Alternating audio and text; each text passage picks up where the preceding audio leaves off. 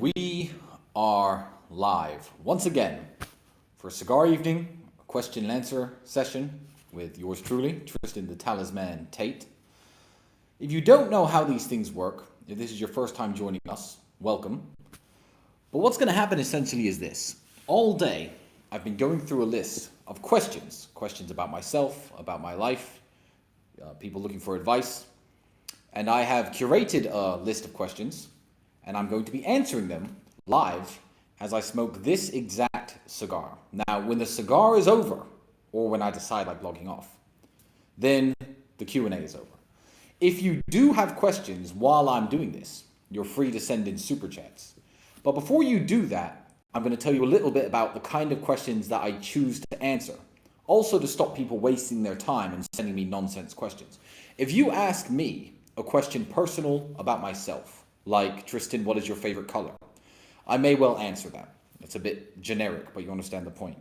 If you ask a question which I think the answer could apply to lots of people, like, hey Tristan, I'm struggling with a breakup because of X reason or Y reason, I may well answer that. My last live stream, 1.5 million people so far have watched it. And I understand that a lot of people could benefit from hearing the answer. But if you ask me something super specific about advice for yourself, and I'm warning you because I had loads of super chats last time, I'm not going to answer it. Hey Tristan, I'm 16 and a half years old and I'm working in a fish market in Mozambique. My dream is to become a circus juggler. What do you think?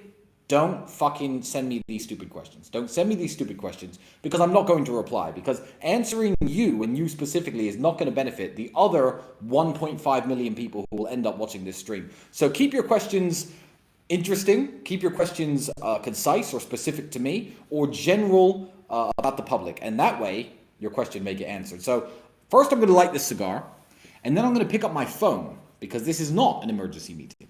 There is not Mr. Producer and sound effects and videos and photos popping up on the screen. It's just me with a live camera. I can see myself on my laptop here, and I've got my phone with all of your questions coming through as we speak. So let me light my cigar first.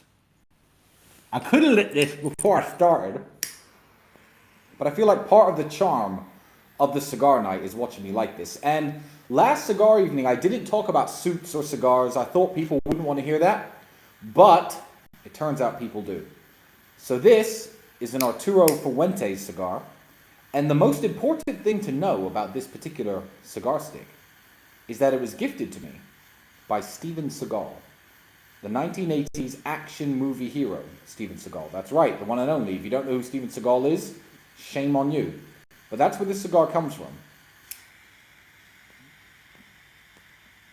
And honestly, its limited edition is one of the finest cigars I've ever smoked. Not just because it comes from Mr. Cigar, because it's actually a top quality product. So, Arturo Fuentes Classic, Cuban cigar brand. I'd highly recommend them. And if you can somehow meet Steven Seagal and he gives you a cigar, it's going to be an excellent one. But that probably won't happen to most of you. I have picked up my phone now, and I'm going to get to the first question. So, last time, a lot of people were upset that I didn't answer questions about my suits. So I'm going to very quickly, before I moved on to the most asked question of this particular session, talk about my suits and the way I dress.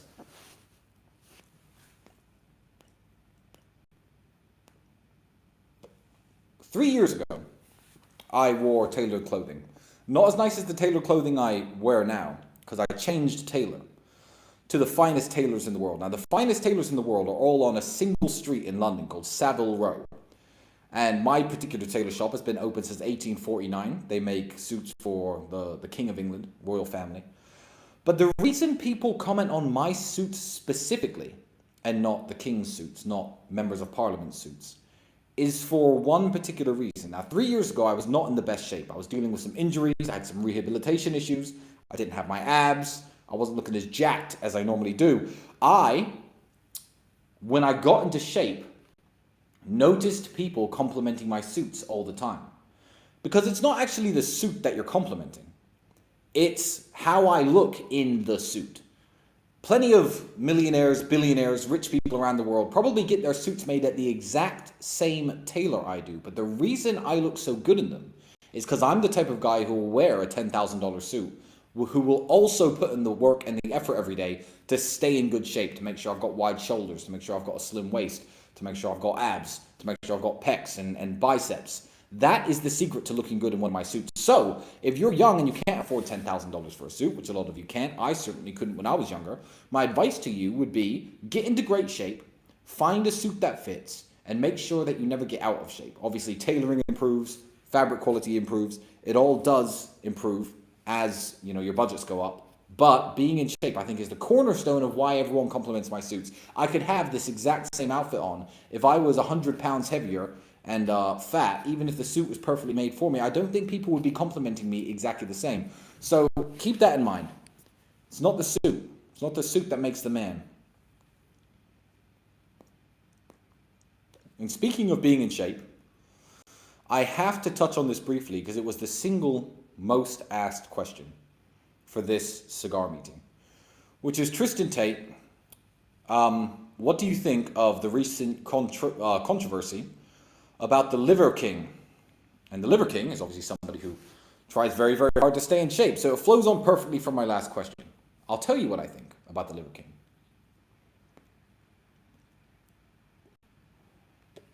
And this answer may upset a few people, because I'm sure a lot of you want me to sit here and trash the Liver King and drag his name through the dirt. He actually reached out to me about 2 weeks before the steroid proof was released, when it was proven that he was in fact on steroids. Most people looking at him knew that people who look like that are on steroids. You have to be a very, very rare, exceptional freak of nature to look like that if you weren't on steroids. I got a message from him, and he reached out to me saying that he was going to come to Dubai and we should do something together. The reason I didn't reply or get in touch or make anything happen between us was not because I have anything against the Liver King or had anything against the Liver King at the time. It's because I didn't see how our brands complemented each other. He eats raw meat, works out a lot, sleeps on hardwood floors, tries to pitch this primal lifestyle. I like champagne and caviar and wear nice suits and don't walk around shirtless. I didn't see how we could collaborate in any way besides taking a few pictures together. So I never got together with the Liver King. But my thoughts on him are as follows. If you are a fan of the Liver King, your relationship with him and how you see how his content has changed you will be how you should judge him. I'm going to say that one more time. The way his content has impacted you should be how you judge him. Now, there are people out there who were buying his supplements thinking, I can look like this guy naturally just using these supplements and working out, who obviously didn't end up looking like that. And there are people who listened to what the Liver King said and thought, you know what, I'm just going to get my lazy fat ass up and hit the gym a little bit. So I believe that he's positively impacted millions of people. But the thing is with the internet, everything you hear on the internet, you need to take with a pinch of salt. Everything besides the words of Tristan and Andrew Tate. Because for me and my brother, integrity is something that we do not compromise on. We've never compromised on it.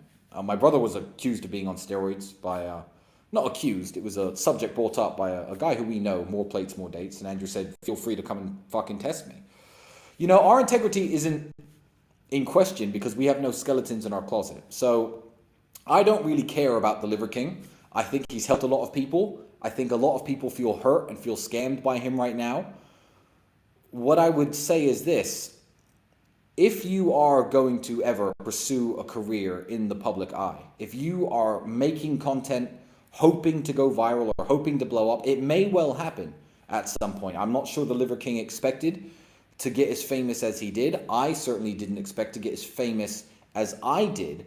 But the key to mine and Andrew's lasting and ongoing success is the fact that we have no skeletons in our closet. So be honest all the time, especially if you're pursuing a life in the public eye. When you watch people on the internet, there are lots of people who have had very bad skeletons in their closet, from the Reverend Ted Haggard to True Geordie and so on. Daz Black being another one. Don't believe what you hear on the internet. So I don't know how the Liver King is going to repair his reputation with his fans. I don't know how he's going to repair his reputation with you. Maybe you like him, maybe you hate him. I didn't ever watch any of his content and I never bought any of his supplements, so I personally have nothing against him. So, I wish his fans all the best, but it was kind of obvious that he took something to enhance his body. I mean, that's what I would think.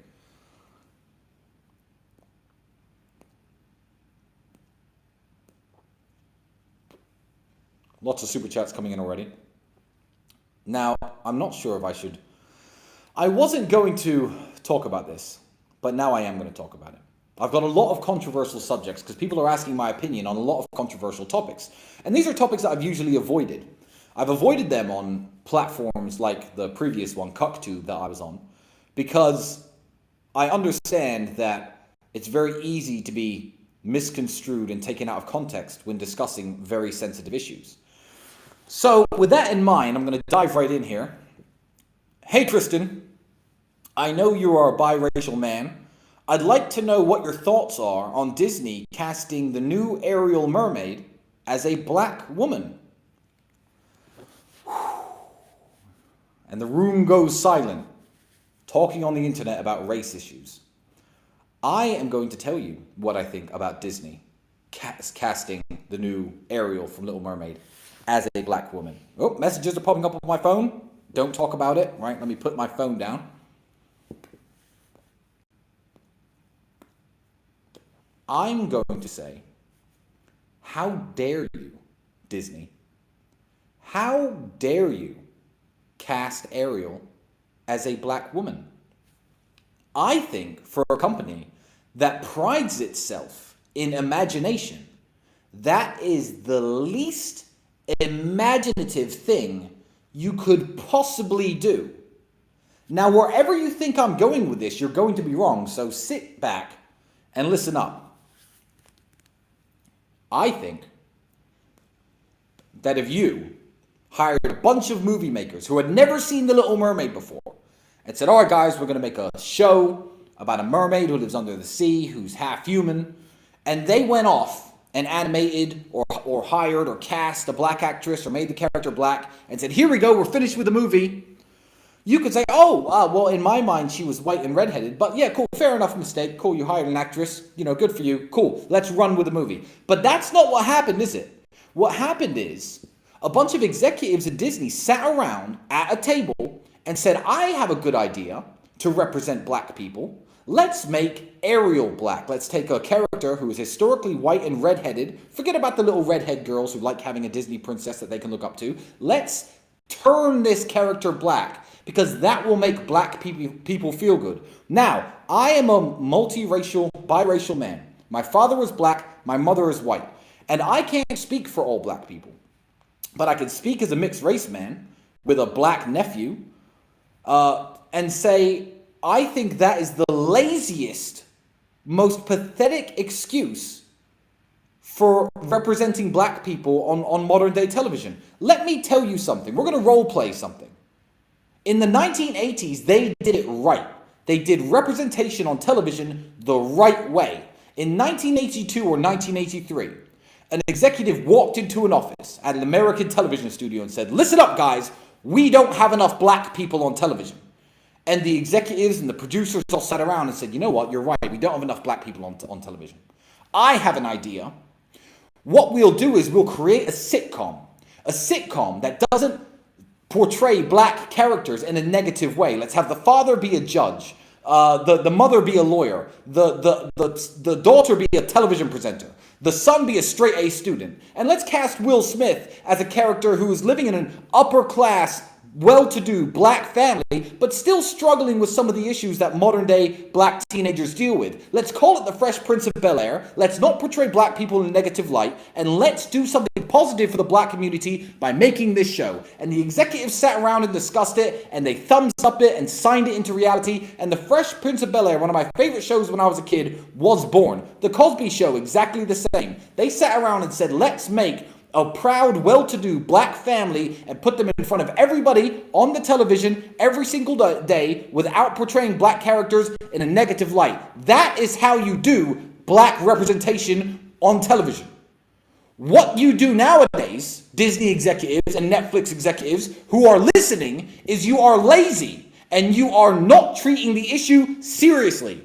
Today, 2021, 2022, a television executive runs through the door and says, guys, Netflix, we don't have enough black people on television. What do we do about this?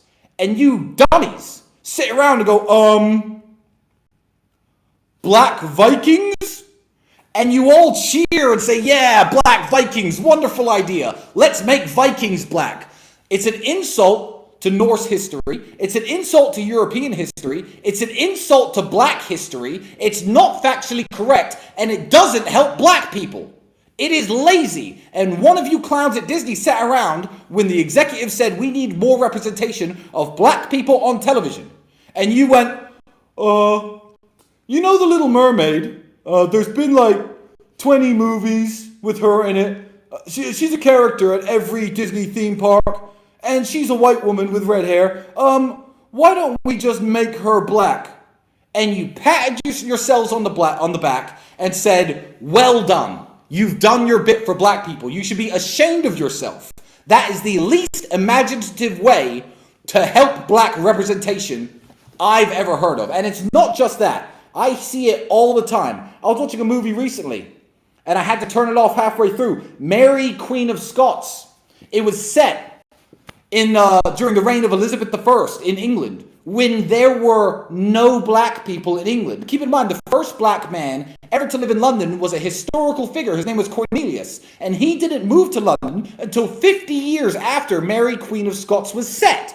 Where's the movie about Cornelius? You want to make movies with black people in it set in medieval England? Make a movie about him. Make a movie about his life story. What you don't do is take a time period that had no black characters and cast a whole bunch of black actors. I'll tell you why, because I don't want my young black nephew watching Mary Queen of Scots thinking, well, in the 1500s we were advisors to the Queen and generals to armies. No, you weren't. No, black people weren't, and white people teaching that they were is a way of getting rid of the guilt that they carry. And it's absolute nonsense. It is a lazy attempt at casting black people in modern day television. If you think of some of the black people in history, I actually got this up. I'm going to read the full title out. In 1861, a slave named Robert Smalls stole a Confederate ship and delivered it to the Union Army. He was given command of the ship. He became a major general, bought the house where he was a slave, and let the former owner's wife live there when she developed dementia. He learned how to read and write and won an election against a white man and served 5 years in Congress. Where is the movie about Robert Smalls? Where is the movie about Robert Smalls? You don't make one. What you'll do is you'll make a movie about Vikings and turn them black. It's insulting and it's lazy. What's his name? Ashuga. Is it Ashuga or Ashuka? I believe he was a black slave sold by a Portuguese merchant vessel to Japanese men who set him free, and he became a samurai warrior in feudal Japan. A black African man. Where's the Netflix series about him? Animated or non-animated? That would be a fucking killer of a show. Make the series. There's a job for a black actor. But what you don't do, and the BBC did this, is take a classic story like the story of Troy, where Achilles is described in the original text as a fair-skinned man with long blonde hair, and make the actor black. You don't take Anne Boleyn, Henry VIII's wife, who was a white woman, and make the actress black. It's lazy and it's insulting. As a mixed-race man, it offends me. So no, I don't think that The Little Mermaid should be black. What I think Disney should do, if you are so imaginative and filled with imagination as you claim you are, is create a new princess. Maybe a princess in feudal Africa. Maybe make a story about black characters and include more black people. Don't just blackwash your characters. It's lazy and it's stupid, and I personally can't stand it, and black people shouldn't stand for it either. You should go to a movie where they make the Vikings black and walk out and say, why are they putting black people in the Vikings movies? My kids are going to think that we were Vikings. It's absolutely ridiculous. But I will give a quick honorable mention to people who do make movies and TV shows and cast all black cast. People like Jordan Peele. I watched a movie recently. It was called Us. It was a horror movie by that director Jordan Peele. And I've sat around with my black friends. I'm mixed race myself. I know I look super white. For all the comments, I know I look super white. I'm mixed race myself. I sat around with my black friends talking about horror movies. And they're like, ah, yeah, that's white people shit. The house is haunted. I'd act like this. I'd act like that. You know, to actually watch Us, which was a movie directed by Jordan Peele, which was a horror movie, starring a black family and a bunch of other black actors. It was a wonderful movie because it was an original story. Great that he cast an all-black cast, because why shouldn't you? It's not a movie that's being redone. It's not a plot that should involve white people. It's a plot set in the United States, and 13-14% of Americans are African American. And it was hilarious. The way that they behaved in the horror movie was actually different from the way white people behave, analyzing their body counts, etc. And it was a great movie. So shout out to great directors like him. But when I hear they're trying to make James Bond black, I mean the 007 in the latest one, I know it's not James Bond, but with some black woman, I'm like, just write new characters, write new black characters, and make the movies great. There's no need to do this. And black people should demand more from companies like Disney. That's what I think about The Little Mermaid being black. So, long answer, I know. Did my cigar go out? All the people who warned me against speaking up against that are saying that was a very good answer. What did you think I was going to say? You think I'm some white supremacist? I'm mixed race.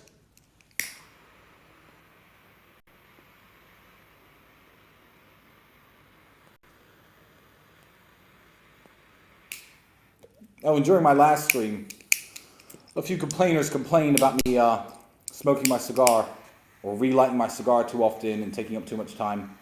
To that, I would say, don't fucking watch me then. It's a cigar night. That's the whole idea behind this. I'm smoking.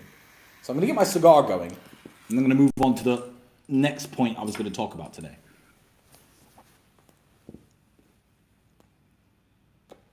Because I have hundreds of questions from hundreds of interesting people. I'm going to start reading some names out as well.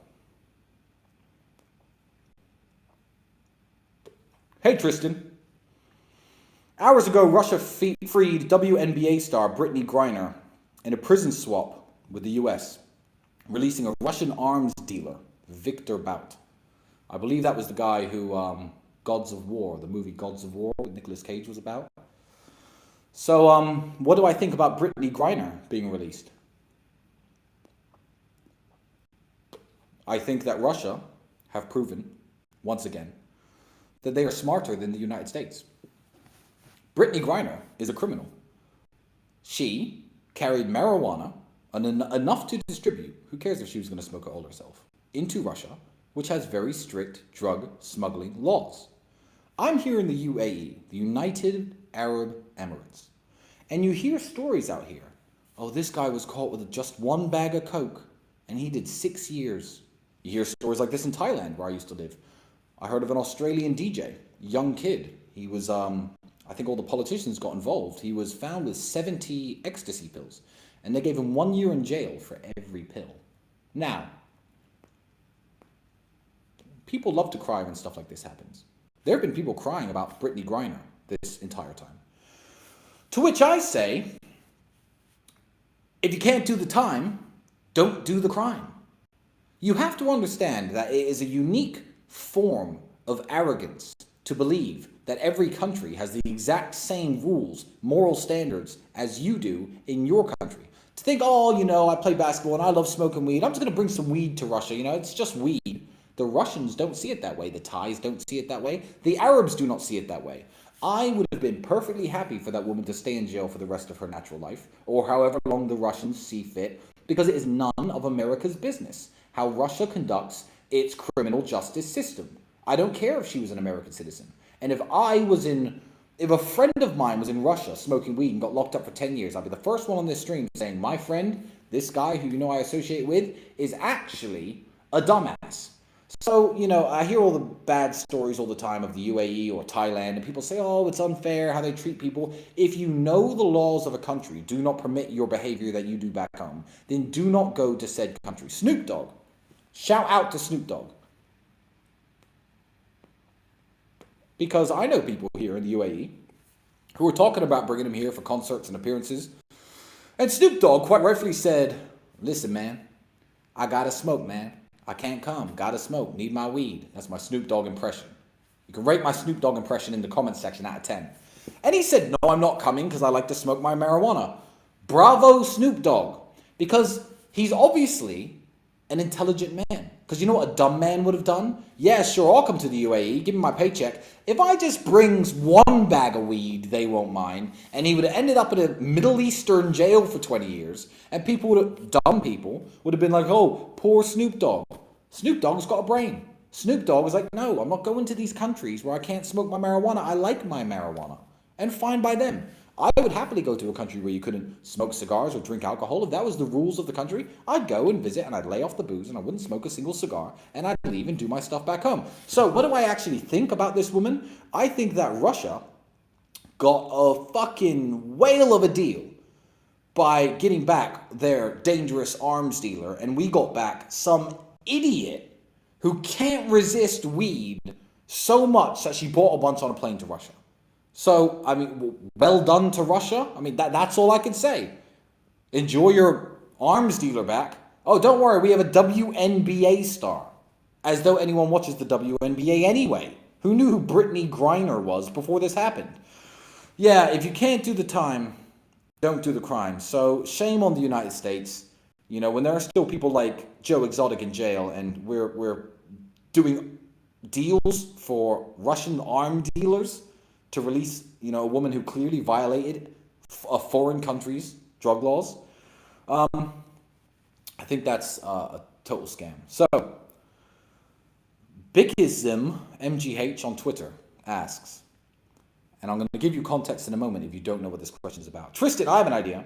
You're building a castle next to Dracula's castle. Build a hotel. A hotel would do wonderful business and a hotel would be amazing. So for those of you who don't know,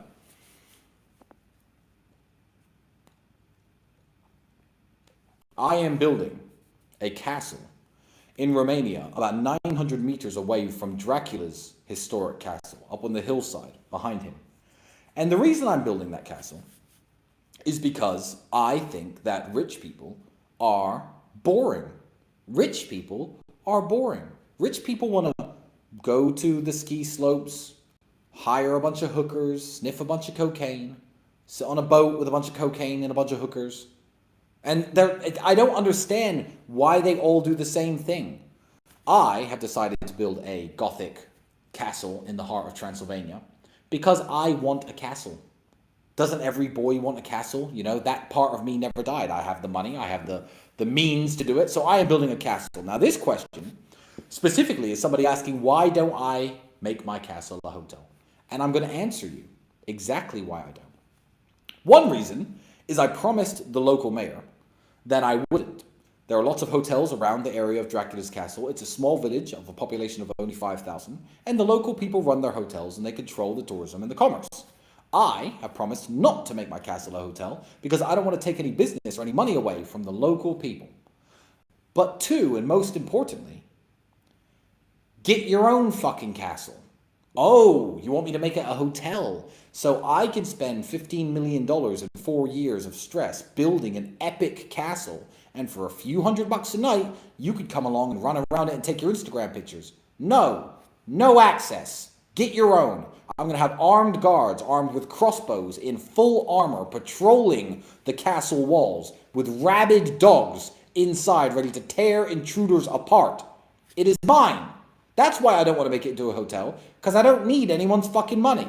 I don't need $1,000 a night, $2,000 a night. Oh, you want to have your wedding there? You want to shoot a music video there? How about build your own castle? Because mine is for me. I want to walk around butt naked, swirling a huge glass of brandy with 5 vampire girls all dressed up with their fangs on and shit. I don't even know what I'm going to do. I don't even know what I'm going to do.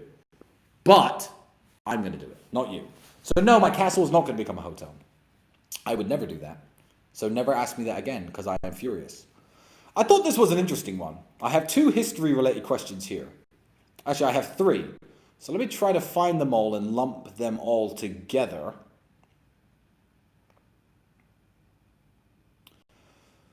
Johannes, R.I.P. Johan, said on Twitter, what are your thoughts on history? Do you care about the history of the world, like World War I and World War II, etc.? Do you think that learning history is important? Or don't you give a fuck about it? I actually, in my spare time, for entertainment, read history books. I love history documentaries. I don't know how many books on history I've read. I know world history.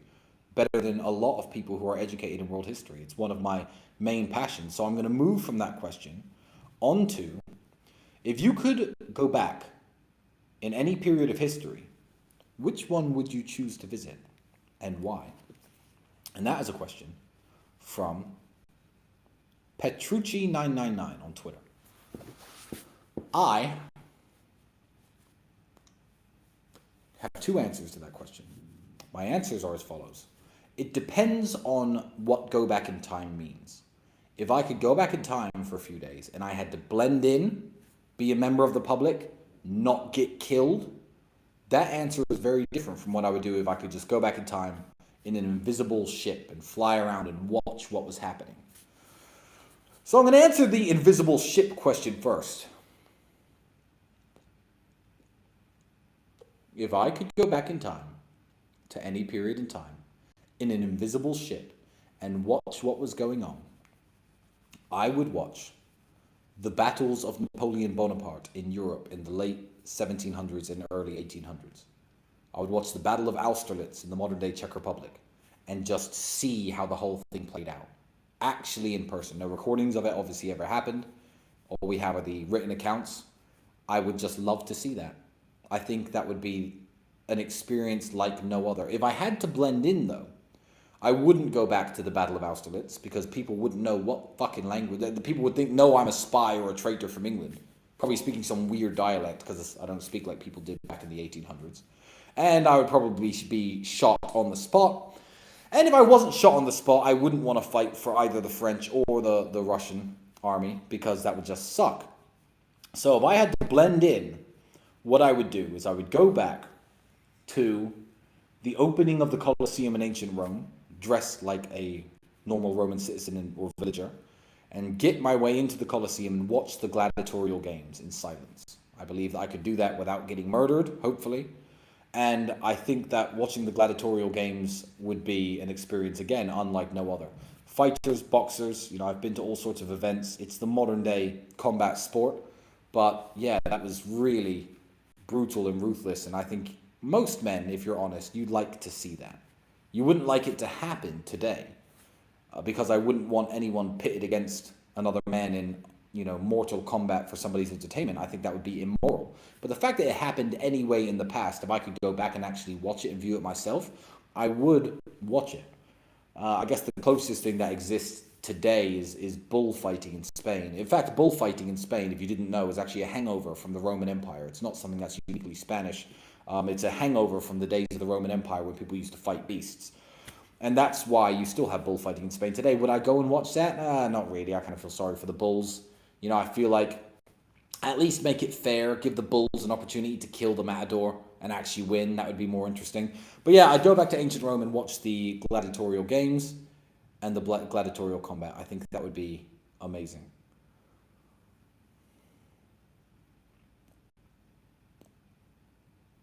And my last history-related question, Clayton, is why do you always talk like a time traveler from the 1800s? I don't think I do talk like a time traveler from the 1800s. I think you need to get a time machine to go back to the 1800s and realize that I don't sound anything like them. But maybe I am a time traveler from the 1800s. Maybe that's why I'm building a vampire castle. Maybe I am the living incarnate of Vlad Tepes Dracula, and I'm building a castle to reestablish the Kingdom of Transylvania to its former glory, and I'm going to go to London and start terrorizing people and biting them, etc., etc. But no, that's definitely not the case. So, do I move on to more touchy subjects, like black mermaids? I think I do. I think I do. Hey, Talisman. What are your thoughts on going to college to learn about digital marketing? Is it worth time going? Would you start off yourself by learning and make some mistakes before getting educated, or would you not bother going to university at all? That's from Having a Stroke RN on Twitter. Unusual name. University. Here's my problem with university. University has complete and utter control on the business of lending money to young people.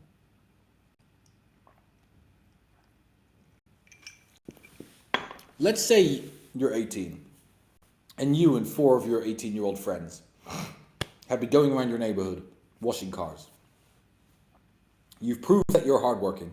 You proved that your business model is viable, and you've made $5,000 washing cars. You're living off this salary. You have ads in the paper, and your business is going well. And you all go to the bank, and you say, "Hello, bank." They say, "Hello, young 18-year-old men or women. I would like to borrow some money to expand my car washing business. I have a perfect business plan. The business is already making money. I'm paying my taxes. It's all legit. I'd like to rent a premises here at this busy intersection and expand and take my car wash business to the next level."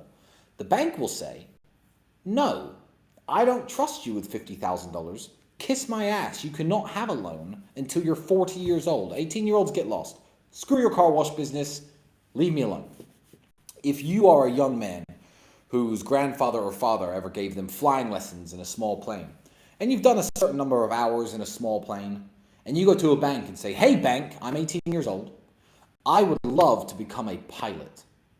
I feel like that would be a wonderful career for me. I've done this many hours flying in a small plane.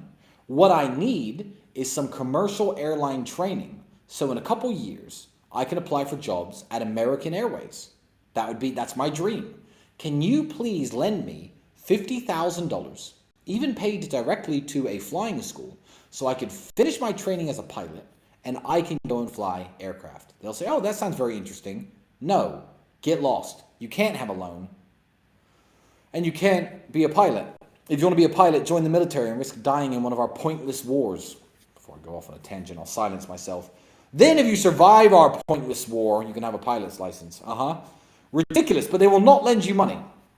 Whereas, unlike the young focused man who wants to become a pilot, unlike the young focused individuals who are running the car wash and making good money and paying their taxes, if a lost young man, straight out of high school with very basic grades, doesn't know what he wants to do in life, and approaches a loan center attached to a university and says, "Hi, I have no clue what I want to do. I'm just some kid. My grades are average. I have no real aspirations. But I think university or college is the next step. I want to study gender studies." They'll write you a big fat check for $100,000 that you now have to go out with your gender studies degree and find a way of paying back, and you are in debt and enslaved by the matrix forever. Higher education has a monopoly on the financial system lending money to young people because they will only get loans for higher education. If you want to learn internet marketing, you do not go to university. There are use cases for university. If you want to be a lawyer, good. Go pass the bar. You want to be a doctor? Cool. Go to medical school. If you want to learn internet marketing, you do not need to go to university and get that big $50,000 check, which you then have to pay back with your internet marketing skills. Because people out there on the internet have created platforms that aren't unfairly biased towards young people that can teach you skills to make money. Now, of course, I'm going to talk about the real world, or the evolution of Hustlers University 2.0. It's a program put together by my brother and myself. It is a very, very unique system where we made sure that verified millionaires are giving lessons on how to make money in the field that made them rich. Before you go to university to study gender studies, before you go to university to study business, what I would advise you to do is this. Go to the faculty parking lot and say, "What does this teacher teach? What does this teacher teach?" And point out all the vehicles. The crappiest cars out there will be the business studies teachers. So if this guy's so broke he can't even buy a nice car, why is he telling you about business for $100,000 a year? That's called a racket. It's called racketeering. It's a scam. Whereas if I lined up all the vehicles of my real world professors, you'd be very impressed. From Rolls Royces to Lamborghinis to G-Wagons. Now, the real world is only $149 to join and a recurring $49 a month. There's a link underneath this video. It is the best and now the biggest educational platform outside of a traditional university that exists in the world. It's the biggest educational platform in the world that isn't a traditional university. And the reason is because it works. So check it out. Join on the link below. But traditional university, yeah, it can be a scam unless you're very specific about what you want to do in life and very specific about where you want to go. You have no business just signing up to university and borrowing a bunch of money. Even in countries where it's free, you'll learn a lot more in those 3 years working for businesses, trying to start your own business, than you will listening to some broke professor talk to you about business. Because in the countries where university is free, the professors are typically more broke than the other professors. And who wants to learn from broke people? Not me. So those are my thoughts on going to college. You're welcome having a stroke right now. I hope you mean a stroke as in like the one that you die from, not the other type of stroke. Otherwise I wouldn't have answered your question.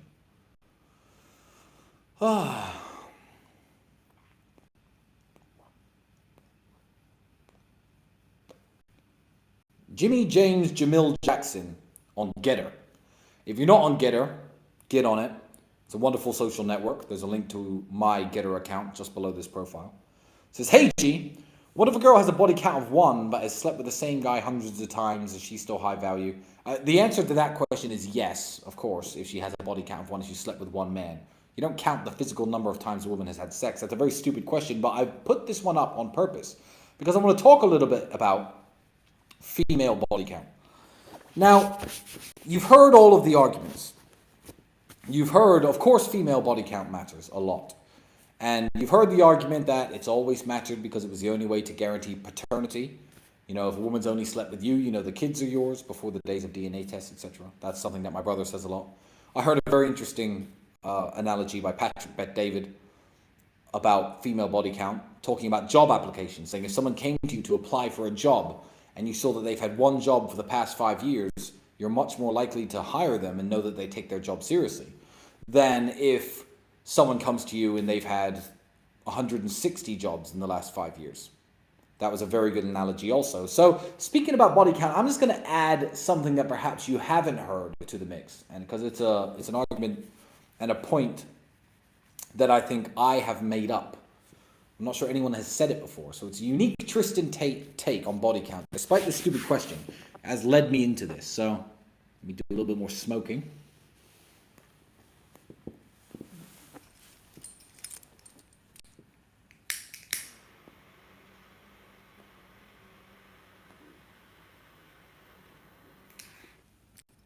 That middle finger, of course, was for all the people thinking, why am I sitting watching Tristan Tate relight his cigar? Because I'm so passionate about the things that I speak about that I accidentally get sidetracked and my cigar starts to go out, as excellent of a cigar as it is. So I'm going to talk a little bit about female body count with an argument you perhaps haven't heard before. I believe that women with high body counts, and I'm not just talking about high body counts, because obviously a 35-year-old woman has slept with more men than a 18, 19-year-old woman. I'm talking about as respective to their age, you know. If a woman who's 30 says she slept with 7 men, you know, it wouldn't faze you. If a woman who was 16 said she slept with 7 men, you'd be like, whoa. So here's why female body counts matter.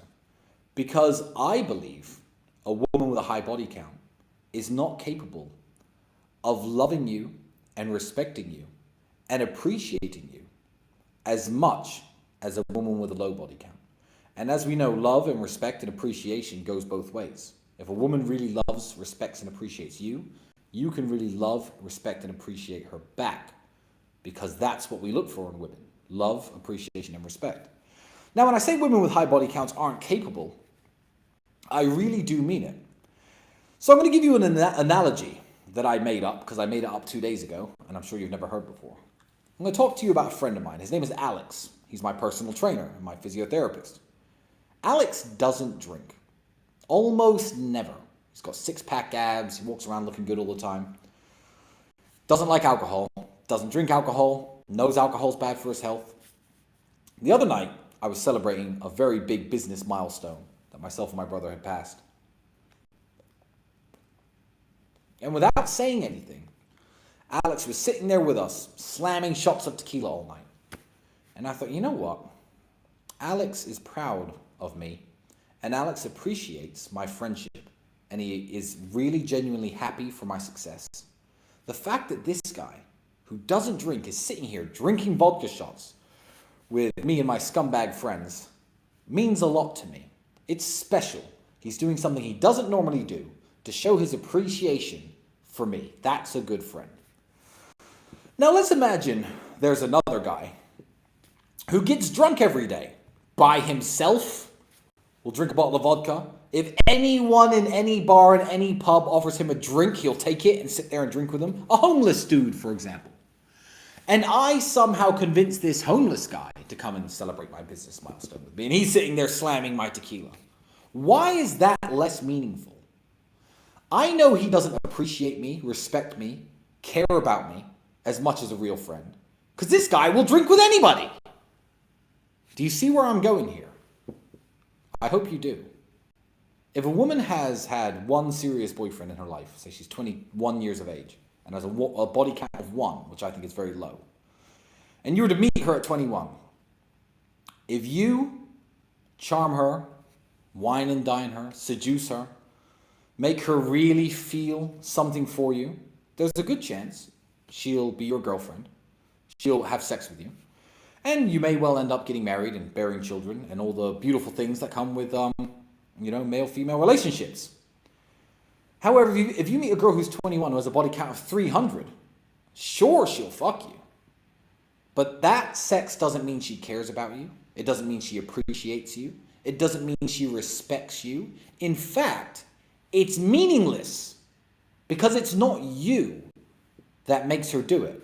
It's the sex. Just like it's the drink that will make the homeless man accept my invite, not my achievements. So be very careful of women with very high body counts. And be very careful of women who say that it doesn't matter, because I feel like they can't appreciate and love and respect a man in the same way that a woman with a low body count can. So I have met loads of women with high body counts, and I've slept with plenty of them. I'm not going to pretend I haven't, and so have many of you watching at home. But to all the women out there who do have high body counts, let me tell you something. Before you start saying, Tristan Tate, oh, he's just a fuckboy, or this guy's just a fuckboy, or this guy, he just uses women. You allowed yourself to be used by every single person in your hometown. Nobody is going to treat you, even the man who wants a family and wants a serious relationship and wants love and wants the real deal. He's not going to treat you the same way because of the way you've treated yourself. It's nothing to do with how men are behaving towards you. It's how you've behaved towards yourself. So yeah, it really does matter. And when that love and respect and appreciation isn't sent my way, I won't send it back. I'll call them a taxi in the morning. I'll be polite. I'll give them a kiss on the cheek.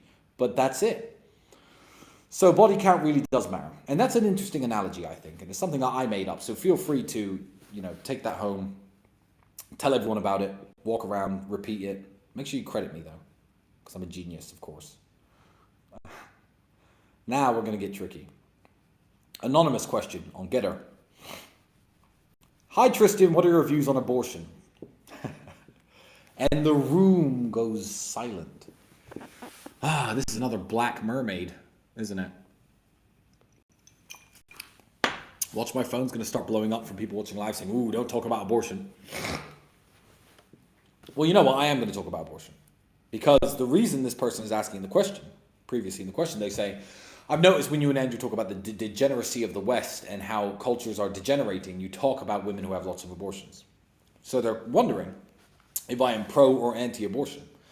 And I think I'm going to upset both camps right now, which is unique, because a lot of people on the internet would try to give an answer that makes both camps happy.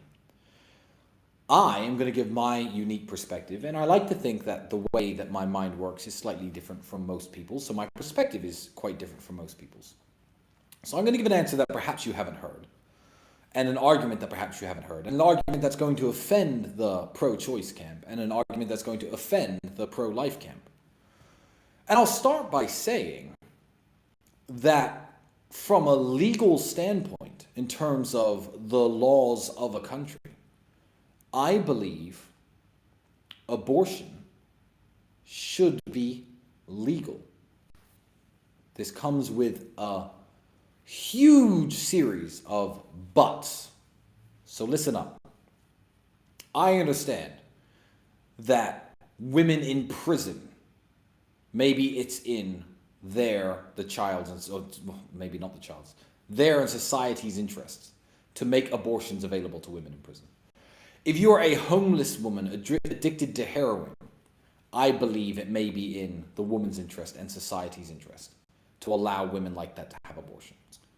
So I do think it should be legal, because I do think there are some cases, obviously rape, incest, all the normal stuff, where for society and for the woman, the option should exist. Now, to attack the pro-choice camp, which is the camp that I really can't stand. Because I don't understand why people pretend that abortion is something that it's not. This is what makes me sick about the pro-choice camp. I have just said that I don't think it should be illegal. I believe there are some cases where it's justifiable, even. But the way the pro-choice camp talk, you animals, is as though it's no big deal. It's a big fucking deal. What I won't hear and what I don't like listening to is people saying it's not murder. People saying it's just a clump of cells. People saying until it can exist on its own, it's part of the mother. People who saying, oh, I've had loads of abortions, it's fine. People making jokes about abortion I don't find funny. It is the murder of a human being. I don't care if you think it's a part of the mother. I don't care if it can survive on its own. There are full-grown adults who can't survive on their own. I am just as much a clump of cells as a newly conceived fetus. The fact that the fetus's DNA code is unique means that it is a unique person, for one. There are people born with no arms and no legs who are just as much a human being as me or you. So to look at the stages of development of this unique DNA code and say, oh, it doesn't matter because it hasn't developed this or it hasn't developed that is actually sickening. I don't understand why people can't have a normal attitude towards abortion. It's either it should be illegal in all cases, even if she's 9-year-old and her uncle raped her, or, oh, it's completely fine and it's completely harmless to society and abortion should be readily available on every high street. I don't understand why it's so polarized. Why can't people say it should be legal because some people need it, but it is absolutely disgusting and it is murder and it is abhorrent? Yeah, I just don't get it. So the pro-choice people are going to be mad at me because I've called them all a bunch of animals, because their arguments quite frankly disgust me and their behavior disgusts me. And the fact that normal, healthy people with normal jobs, with functioning bodies and no drug habits will go out and get abortions makes me want to throw up. They'll be mad at me. And the pro-choice people will be mad at me. So the pro-life people will be mad at me because I said that there are some cases where it should be. Okay, so my perspective is kind of unique. But it was a personal and I think interesting question with an interesting answer. So I thought I'd give it. To reiterate, I don't see any universe where somebody like me, who chooses willingly to have sex with a woman and she falls pregnant, should have the option to abort the baby. Now, legally, can the option exist? Sure, the legal option can exist within the country I live in. I have no problem with that. But why can't I be my own moral arbitrator? Because no woman who gets pregnant with me is going to have an abortion. I assure you that is not going to happen. I'm a young, healthy, smart, intelligent millionaire. My kid could become the next president of the United States for all I know. You're not aborting that to pursue some career or because you don't like the way it will make your body look. That is disgusting. So those are my personal views on abortion. To summarize, I'm against it for myself. Me and healthy, able-bodied people should be the moral compass for themselves and be against it themselves. And I think if everybody thought that way, you'd have a lot fewer abortions. And also, people should just make smarter, more informed choices with who they have sex with. Because I've heard this, Tristan, what if you get some crackhead pregnant? I wouldn't have sex with a crackhead. So what universe is that going to happen? Absolutely stupid argument.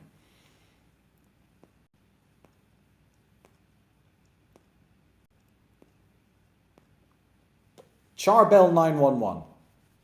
How can I deal with negative people and change them to become more positive? Interesting question.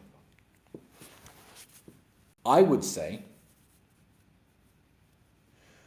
unless you owe a moral duty to that person, by which I mean unless that person is your mother or your father or somebody who has helped you or somebody who has coached you or somebody who has taught you, don't go around trying to fix broken people. A mentor of mine has a saying, I don't fix broken birds. And what he means by that is,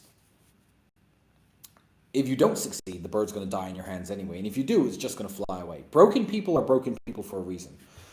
I understand certain levels of effort if you owe them, if you have a sense of moral obligation towards them. But if you don't, then honestly, don't waste your time trying to fix broken people. There's no hope for a lot of people in the world. And a lot of people in the world are never going to make it, and they're never going to escape the mindset that keeps them in the matrix. I'd network with better people. Obviously, things like the Real World exist. Organizations such as the War Room exist. There should be links to that on cobratate.com. Check those out. There are networks of people out there who are winners, who will be positive, who will strive to do better and inspire you to do better at exactly the same time. And that's it. Cut off the negative people. T. Malone. I'm reading this one out because this idea has already been suggested. And I'm going to talk a little bit about the app I'm developing. Hi, Tristan, your new app idea should be called Checkmate. I understand. So that name has been suggested already before. The name's, of course, taken. But I am developing an app. I'm developing an app that is going to... It's not a catfishing prevention app. It is not a judgmental app to judge people's looks.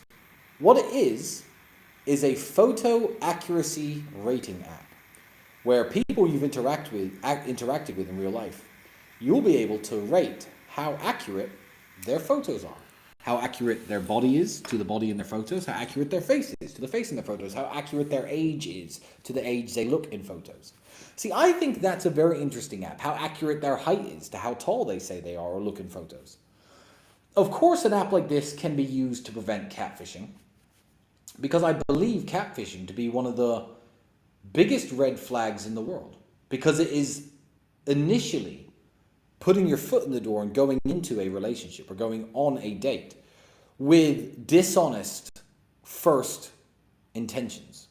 If a woman is 10 out of 10 on a dating app and she shows up and she's an 8 out of 10, she may well still be pretty, but she has intentionally tried to deceive you from the first step.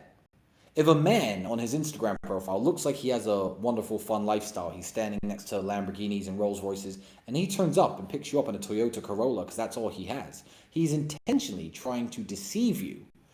And I don't think that is a good premise to start anything serious from. So yes, the new app I'm developing, Checkmate, is a name that has been suggested to me already, as well as a bunch of other names. But I will be developing an app that rates photo accuracy. And you'll be able to see the most accurate photos, who looks most like their pictures, the least accurate photos. You may want to call them the biggest catfish if you like, but it's not a catfishing app or an anti-catfish app, because that would be mean, it would be taken down somehow. It's an app to reward those who take accurate pictures. So this is coming up to the end of the hour. I want to read a little statement about self-analysis. Because if there's one thing me and my brother teach, and we like to preach, is accountability. Now, accountability of oneself comes from the analysis of oneself and one's own actions.